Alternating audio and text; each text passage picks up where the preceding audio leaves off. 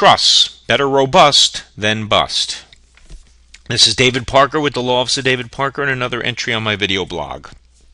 Not all trusts are created equal, especially when it comes to protection in divorce. The point of leaving money in a trust is to ensure that it's available to the beneficiary at the right time, with the maximum tax deferral, and protected from both creditors and the beneficiary's mishandling of the assets, particularly if the beneficiary is a minor. One common reason for leaving funds in a trust is to protect them in case of the beneficiary divorces.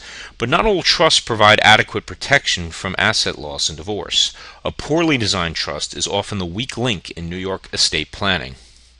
According to a recent article in Financial Planning, the two most common mistakes about the trust is to keep them simple and to keep control in the hands of the beneficiary.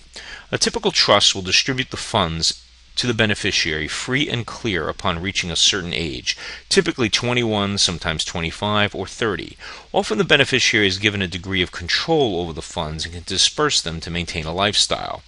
While this is enough to keep the funds protected until the child is old enough to handle them responsibly, it is not enough to keep them protected in the case of divorce. For that purpose, the funds should be kept secure for as long as possible and protected from the beneficiary's own discretionary control. Otherwise, they could be assessed for any number of purposes by a court. Distribution as community property in a divorce, or child support depending on the circumstances and the exact provisions in the trust itself. The original article should be consulted for details. It's always a trade-off, of course. The less control the beneficiary has over the trust funds, the less enjoyment and responsibility and, in general, ownership he or she will have.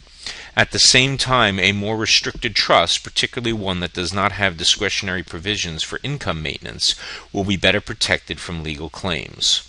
For those whose main concern is New York asset protection, that is the stronger and more important conclusion. I'm David Parker with the Law Office of David Parker, and this is another entry on my video blog. I'm an estate planning and elder law attorney.